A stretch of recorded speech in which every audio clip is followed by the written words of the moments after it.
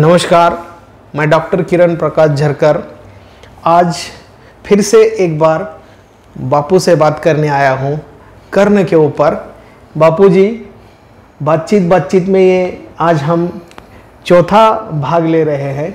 कर्ण की व्यक्ति रेखा पर आपने बहुत कुछ बोला है, आपसे बहुत ज्ञान मुझे सुनने का मौका मिला है। आज आप कर्ण पर क्या बताएंगे?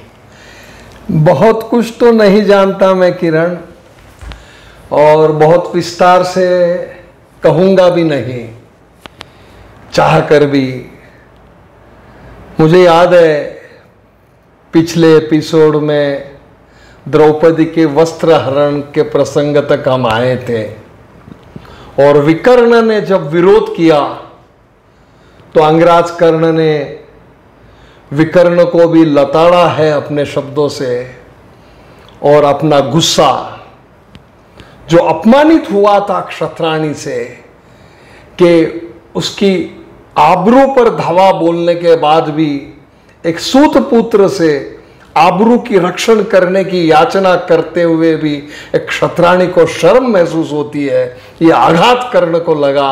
और उस गुस्से में वो विकर्ण को भी 2 शब्द कहता है, और वो शब्द अच्छे शब्द नहीं कहता। जैसे मैंने बताया कि द्रौपदी के मुख से दुर्योधन अपमानित हुआ, अंधे के बेटे अंधे ही होते हैं क्या? तो वो भी इतिहास ने पसंद नहीं किया, भगवान श्री कृष्ण ने पसंद नहीं किया। और यहां भी कर्ण को जितना जी चाहे हम न्याय प्रिय कहें, लेकिन यहां कर्ण का भी पांव फिसल गया है गुस्से में। आर्य स्त्री की आबरू कौरव ले रहे थे, और अनजाने में, भले गुस्से में, जानबूझकर, अनजाने में तो नहीं कहूंगा, कर्ण भी समर्थन कर बैठा। फिर वो हुआ कि उसके वस्त्रों को हाथ दुशासन ने लगाया, उसने श्री कृष्ण की याचना की, भगवान श्री कृष्ण ने लीला की, और साड़ियों के ढेर लग गए, और भगवान श्री कृष्ण ने आबरू रखी द्रौपदी की, साड़ियों के अंबार लग गए। और फिर आखिरी वस्त्र जो आया वो था पीतांबर, और यूं साड़ियों को खींचता हुआ दुशासन पसीने पसीने हो गया था, और यूं पीतांबर को हाथ लगाने ही वाला था कि पितामह भीष्म ने तब रोका, जो पहले ही रोक सकते थे। लेकिन गद्दी से बंधे हुए पितामह भीष्म भी, अब उन्हें स्वार्थी कहे या प्रामाणिक कहे ये दर्शकों पर है। उन्होंने रुक जा दुशासन, ये पीतांबर है, हाथ लगाएगा तो दग्ध हो जाएगा। आखिरी वस्त्र परीक्षा लेते लेते भगवान श्री कृष्ण ने पीतांबर भेजा है द्रौपदी की लज्जा रक्षण के लिए। और फिर वो द्रौपदी वस्त्र हरण का एक दुर्भाग्यपूर्ण प्रसंग वहां खत्म हो जाता है। द्यूत में हारने के बाद 2 बार द्यूत हुई है, एक बार और बुलाया गया है, एक बार पछतावा किया है, एक बार विदुर ने समझाया है, पितामह भीष्म ने मध्यस्थी की है कि उनका राज वापिस दे दो। फिर से एक बार द्यूत में बुलाया गया है, वो एक शर्त रखी गई थी। काफी लंबा चौड़ा विस्तार से इतिहास है। मुद्दा यह है कि फिर से हारे हैं पांडव, और 12 साल का वनवास और 1 साल का अज्ञातवास उन्होंने स्वीकार किया है, और द्रौपदी को लेकर वनवास में चले गए हैं।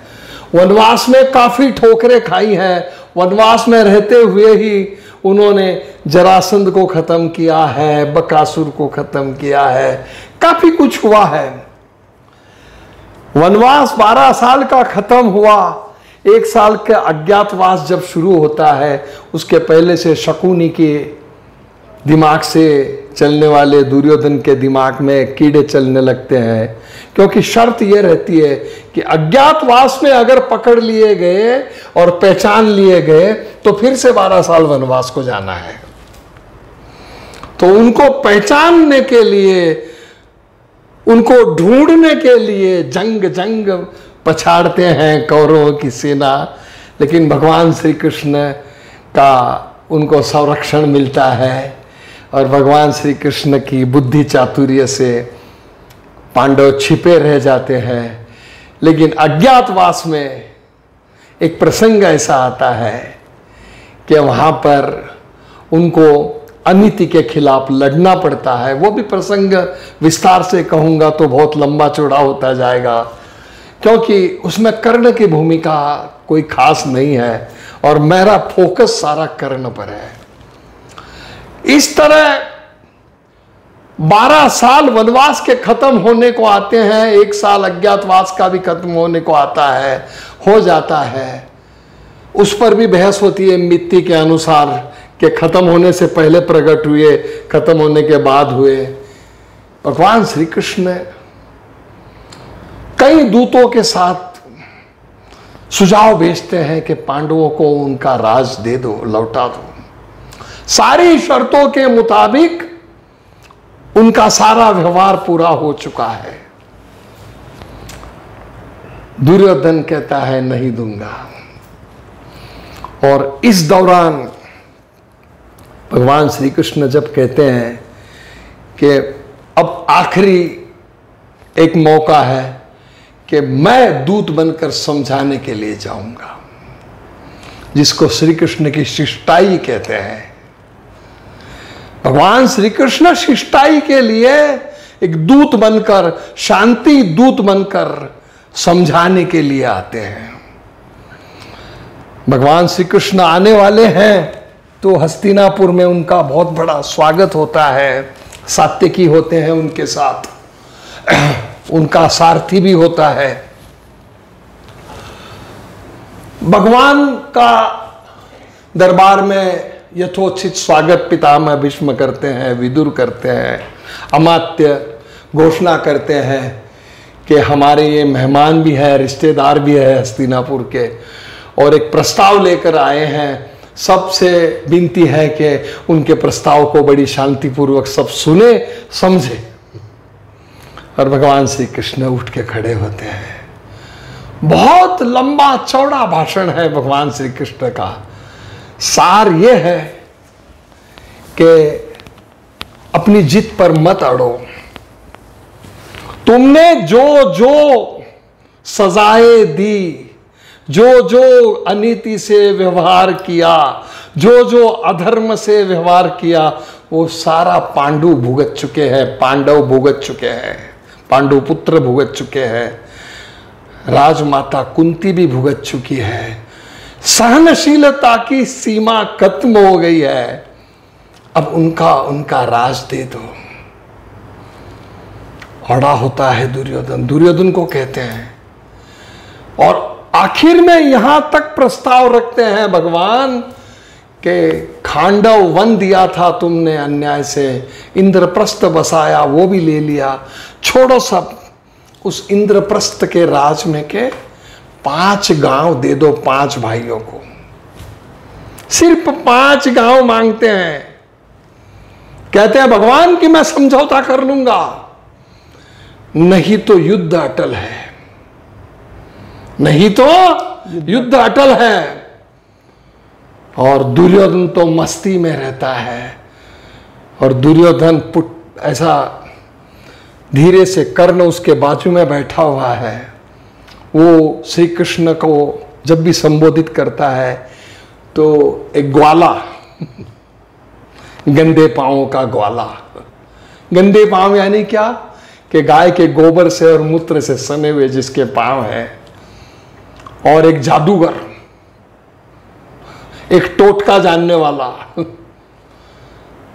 ऐसे ही उसकी संभावना करते हैं वो। और भगवान श्री कृष्ण के बारे में वो कर्ण को कहता है कि अंगराज इसको हस्तिनापुर के कारागृह में डाल देंगे, बंदी बना लेते हैं इसको। भगवान श्री कृष्ण को बंदी बनाने की बात कर्ण को धीरे से दुर्योधन कहते ही कर्ण कहता है, होश में हो क्या युवराज, किसको बंदी बनाने की बात कर रहे हो? क्योंकि वो भगवान श्री कृष्ण से पूरा परिचित है, वो मानता है, कृष्ण को जानता है। लेकिन वो शब्द प्रभु सुन लेते हैं भगवान श्री कृष्ण, और सुनते ही गुस्से में विराट स्वरूप दिखाते हैं। भगवान श्री कृष्ण ने वो विराट स्वरूप दिखाया कि उनका सर छत को जाके टिक गया, और विराट स्वरूप दिखा के उनके मुख से जैसे आग उगलते हैं ऐसे शब्द निकले, दुर्योधन, तेरे हस्तिनापुर की सल्तनत में कितनी डोरियां हैं, कितने शाखल हैं, लिया और बंदी बनाना चाहता है, बंदी बना सकता है तो बना ले, मुझे है ताकत तेरी।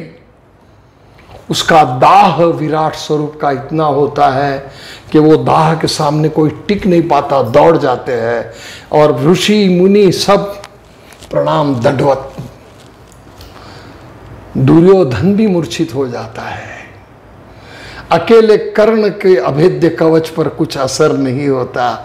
विराट स्वरूप खत्म करके भगवान श्री कृष्ण घोषणा करते हैं, ठीक है, अगर युद्ध की इतनी लालसा है, दुर्योधन कहता है कि अब कुछ लेना है तो युद्ध करके ही लो, अब युद्ध होगा, मैं बिगर युद्ध के तो ये सुई के अग्र पर जितनी मट्टी बैठती है वो मट्टी भी नहीं दूंगा, गांव की तो बात छोड़ दो। तब भगवान श्री कृष्ण कहते हैं, युद्ध की इतनी लालसा है तो ऐसा युद्ध कराऊंगा, ऐसा युद्ध कराऊंगा कि हजारों पीढ़ियां याद करती रहेगी। और वो युद्ध हुआ है कुरुक्षेत्र पर। भगवान श्री कृष्ण ने किस परिस्थिति में ये युद्ध की घोषणा की, इस पर एक चंद लाइनें मुझे याद आ रही है।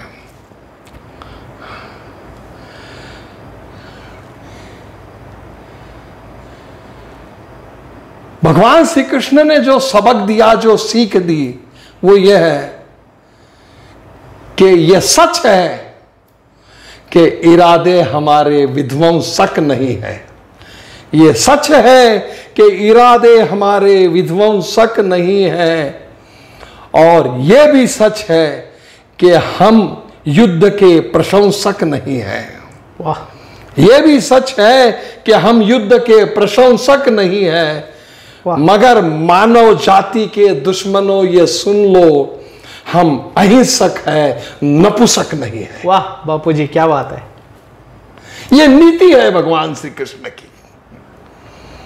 दरबार समाप्त हो जाता है, भगवान श्री कृष्ण दरबार से निकलते हैं, और निकलते वक्त अब जो मेरा विषय है कर्ण, वहां पर आता हूं। कर्ण के कंधे पर हाथ डालते हैं भगवान, और भगवान श्री कृष्ण कर्ण के कंधे पर हाथ डालते हुए दरबार से बाहर आते हैं। उनके रथ तक कर्ण भी आता है। भगवान का सारथी था दारुक, कर्ण का भी सारथी था उसका साला सत्यसेन, वृषाली का भाई। उसने आखिर तक कर्ण का सारथ्य किया है। सत्यसेन नाम था उसका, वृषाली का भाई। और प्रभु का, भगवान का सारथी था दारुक, जिसने आखिर तक साथ दिया है। तो दारुक रथ लेके खड़ा है, सात्यकी भी साथ में है। भगवान पहले रथारूढ़ होते हैं, रथ पर चढ़ते हैं, और रथारूढ़ होने के बाद भगवान यूं हाथ करते हैं कर्ण को रथ पर चढ़ाने के लिए। यहां पर बड़े बड़े कवियों ने, बड़े बड़े साहित्यिकों ने, बड़े बड़े इतिहासकारों ने क्या कहा है, बहुत बड़ी बात कही है कि भगवान श्री कृष्ण ने ऐसा हाथ देकर रथ पर जिनको चढ़ाया, यह सौभाग्य सिर्फ 2 आदमियों को मिला, 2 मानव जाति को मिला। एक थी माता रुक्मिणी, जिसका हरण करते वक्त उसको हाथ देकर चढ़ाया, और दूसरा कर्ण है, जिसको हाथ देकर रथ पर चढ़ाने का सौभाग्य प्राप्त हुआ। यह सम्मान दिया कर्ण को। मतलब योद्धा एक ही है, दूसरी तो पत्नी है। हाँ, मतलब भगवान श्री कृष्ण के मन में जिनके लिए प्रेम है, अपनापन है।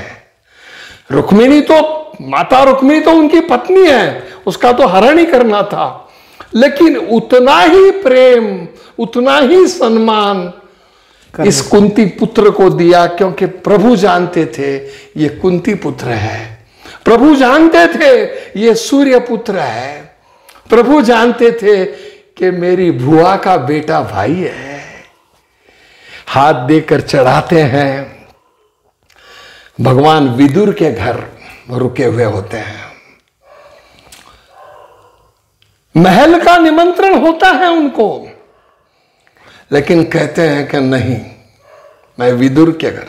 यहां एक बात कहना चाहूंगा मैं, यह भी एक सबक है इसमें का कि अधम के घर का पानी तक नहीं पीना चाहिए। एकदम बराबर है बापूजी। उन्होंने जो अन्याय की राह चल रहा है, अधर्म की राह चल रहे हैं, उसके घर की रोटी हमारे लिए बिल्कुल कभी भी ग्रहण नहीं करनी चाहिए, पानी तक नहीं पीना चाहिए। यह सिद्धांत यहां पर रखा है। नहीं तो प्रभु के लिए महलों में तो कोई कम जगह थी क्या, बहुत आदर सत्कार हो सकता था।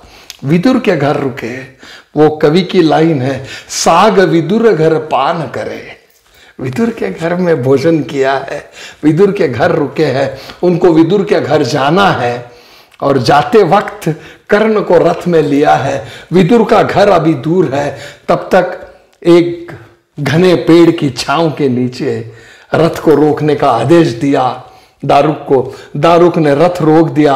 दारुक और सात्विकी को कहा, आप थोड़े दूर चले जाओ उस रथ में। और रथ से उतरकर कर्ण भी उतरा है, भगवान भी उतरे हैं। और भगवान अब यहां पर जो शिष्टाई है, दूसरी शिष्टाई है, वहां पर कर्ण से कहते हैं, अंगराज मैं तुमको यहां तक क्यों लेके आया? तो बोले, द्वारकाधीश मैं आपकी बात नहीं टाल सकता। नहीं, आज तुम्हारे जीवन का वो रहस्य मैं तुम्हें बताने वाला हूं कि जो तुम्हें मालूम नहीं है। तुम सूत पुत्र नहीं हो, तुम हीन कुल के नहीं हो, तुम श्रेष्ठ क्षत्रिय हो, श्रेष्ठ कौरव हो, ज्येष्ठ पांडव हो, सूर्य के पुत्र हो, मेरे भाई हो, मेरी भुआ के बेटे हो। तनिक भी कर्ण विचलित नहीं होता, क्योंकि तब तक ये बातें उसके कान पर आ गई होती है। और भगवान श्री कृष्ण उसको मनाने के लिए आते हैं कि मैं तुम्हें यह आवाहन करने के लिए आया हूं। तब कर्ण कहता है कि द्वारकाधीश, अब ऐसा कोई रहस्य नहीं है जो इस कर्ण को विचलित कर दे। कोई ऐसी बात नहीं है जो इस कर्ण को विचलित कर दे। प्रभु कहते हैं, वो मां जिसने 9 महीने तुझे पाला, कुमारी मां बनी, उसकी मजबूरियों को समझो, गुस्सा त्याग दो। वो छटपटाई है तुम्हारे लिए। 90 साल हो गए, करीबन 90 साल का हो गया था कर्ण तब तक, इतिहास कहता है। और माता कुंती 115 साल के करीब हो गई थी। वो छटपटाई है, तरसी है। उसकी ममता का ख्याल करो, भाई के खिलाफ भाई मत लड़ो। और इन सब के बाद एक बात तुमको कहूंगा कि तुम जिसके पक्ष में हो, ये मानव जाति के दुश्मन है, ये धर्म के दुश्मन है, ये नीति के दुश्मन है। इनका साथ मत दो, आ जाओ पांडवों के साथ। युधिष्ठिर तुमको बड़ा भाई मान के तुम्हारी आज्ञा में बैठेगा। पराक्रमी भीम तुम्हारी आज्ञा के बिगर गर्दन ऊंची नहीं करेगा। श्रेष्ठ धनुर्धर अर्जुन तुम्हारे चरणों के पास बैठेगा। नकुल सहदेव तुम्हारी छांव बनकर रहेंगे। और सिर्फ इतना ही नहीं, माता की आज्ञा मानकर 5 पतियों में पूरे साल को बांटकर, विषम संख्या में दिन बांटकर लेने वाली मेरी भगिनी सुगंधी द्रौपदी, यज्ञ की कन्या, वो पांचाली, वो भी तुमको श्रेष्ठ पति मानकर तुम्हारी पत्नी बन जाएगी। और साल के 12 महीने 2-2 महीने में बांट लेगी वो 6 जनों में। देखो कैसा है। हम कहते हैं, हम अपने व्यवहार में कहावत में कहते हैं किरण कि क्या शहद की उंगली चटाई क्या। यहां तो शहद की पूरी बोतल दी थी, उंगली काहे की है। फिर भी नहीं विचलित हुआ कर्ण। कर्ण हंसा। श्री कृष्ण भगवान का सारा युक्तिवाद खत्म हो गया था। कर्ण कहता है, द्वारकाधीश आपकी बात टाल भी नहीं सकता और मान भी नहीं सकता। क्या कहता है कर्ण? टाल भी नहीं सकता और मान भी नहीं सकता। देखो ना द्वारकाधीश, सबसे बड़ा तो सुकून यह है, सबसे बड़ा समाधान यह है, मुझे गर्व महसूस हो रहा है कि मैं आपका भाई हूं। वाह क्या बात है। ये मेरे लिए सबसे बड़ा सौभाग्य है। मैं पांडवों का भाई हूं, इसमें ज्यादा खुशी नहीं है मुझे। मैं द्वारकाधीश का भाई हूं। और देखो ना तुम्हारे मेरे जीवन में कितनी समानता है। अंधेरी बरसाती रात में तुम्हारा भी जन्म हुआ, मेरा भी अंधेरी बरसाती रात में जन्म हुआ। मां के उदर से बाहर निकलते ही जल के मार्ग से तुम्हें भी मां से दूर किया गया। मथुरा में पैदा हुए, गोकुल में तुम्हें पैदा होते ही छोड़ दिया गया। मैं भी भोजपुर में पैदा हुआ और पानी के रास्ते से अश्व नदी से होते हुए गंगा नदी में आकर चंपा नगरी में मुझे पाला पोसा गया। मां देवकी ने जन्म दिया तुम्हें, मां यशोदा ने पाला, मां कुंती ने जन्म दिया मुझे, राधा मां ने पाला मुझे। कितनी समानता है तुम्हारे मेरे दोनों में। हम एक अर्थ से दोनों जलपुरुष हैं, लेकिन एक समानता, इतनी सारी समानता के बाद एक जगह हमारी राहें अलग हो जाती है। द्वारकाधीश, एक चीज जो तुम कर सकते हो वो मैं नहीं कर सकता, क्योंकि मैं सामान्य पुरुष हूं। और वो चीज ये है कि जिस गोकुल ने तुमको प्यार दिया, जिस गोकुल का हर ग्वाला तुम्हारे प्यार के लिए तरसा, जिस गोकुल की राधा तुम पर जान न्यौछावर करती थी, जिस गोकुल की मां यशोदा ने खून का पानी कर कर तुमको दूध पिलाया, बड़ा किया, पाला पोसा, नजरों से एक पल भी ओझल होए तो जो छटपटाती थी, इन सब के प्यार को त्याग कर मथुरा जाने का ढाढ़स तुम कर सकते हो द्वारकाधीश। कर्ण से ये नहीं होगा। क्या बात है। मेरी मां राधा मां है, मेरे पिता अधिरथ ही है, मेरी पत्नी वृषाली है, सुप्रिया है। और मेरा जीवन गलत है या सही है, अंत जो भी होगा अब दुर्योधन से बंधा है, हस्तिनापुर के सिंहासन से बंधा है, कौरवों के साथ मेरा भविष्य बंधा है। मुझे माफ कर देना द्वारकाधीश। असहाय हो जाते हैं भगवान श्री कृष्ण। दोनों भाई, फुपेरे ममेरे भाई गले मिलते हैं, आंसुओं से भिगो देते हैं एक दूसरे की पीठ, वचनबद्ध हैं कर्ण। और भगवान रथारूढ़ हो जाते हैं और रथ हाँकते हैं, तब तक कर्ण कहता है द्वारकाधीश रुकना, फिर से रुक जाते हैं। हो सके तो उस पांचाली को कहना कि मुझे माफ कर दे। उस वक्त कर्ण की समझ में यह बात आ गई थी कि मेरी जुबान से कुछ शब्द फिसल गए थे, आर्य स्त्री के अपमान हो गया था, मेरे मुंह से अपशब्द हुए थे। और भगवान श्री कृष्ण निकल जाते हैं। अब यहां से लीला जो शुरू होती है, जो इंटरेस्टिंग पार्ट है यहां से, वो ये है कि इंद्र का पुत्र था अर्जुन और सूर्य का पुत्र था कर्ण। युद्ध तो होने वाला है, युद्ध अटल था।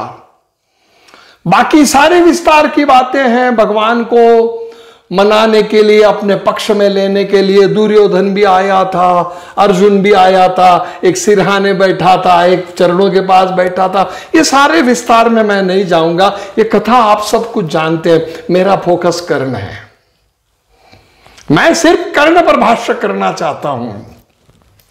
अब इधर यह होता है कि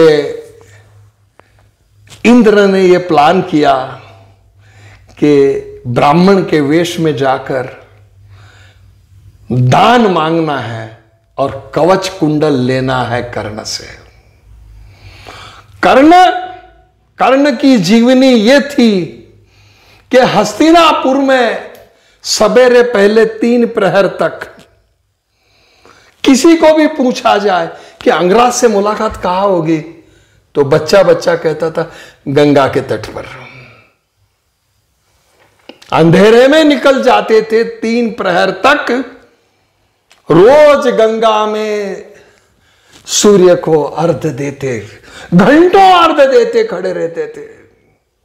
उनका आराध्य दैवत थे भगवान सूर्यनारायण। जब उनको पता नहीं था कि ये पिता है, तब से, और दोनों हाथों से दिग्विजय करके जो अमाप संपत्ति लेके आए थे वो दोनों हाथों से बांटते थे। दानवीर कर्ण कहलाए थे, दोनों हाथों से खूब दान करते थे। उनके दान की चर्चा आर्यावर्त में पूरी फैल गई थी और इंद्र ने प्लान किया था ब्राह्मण के वेश में जाकर इसके कवच कुंडल दान में लेना है। कवच कुंडल लिए बगैर ये मरेगा नहीं, ये मरेगा नहीं तब तक मेरा बेटा अर्जुन जिएगा नहीं। आगे का जो भाग है वो अगले एपिसोड में बताऊंगा। नमस्कार। नमस्कार।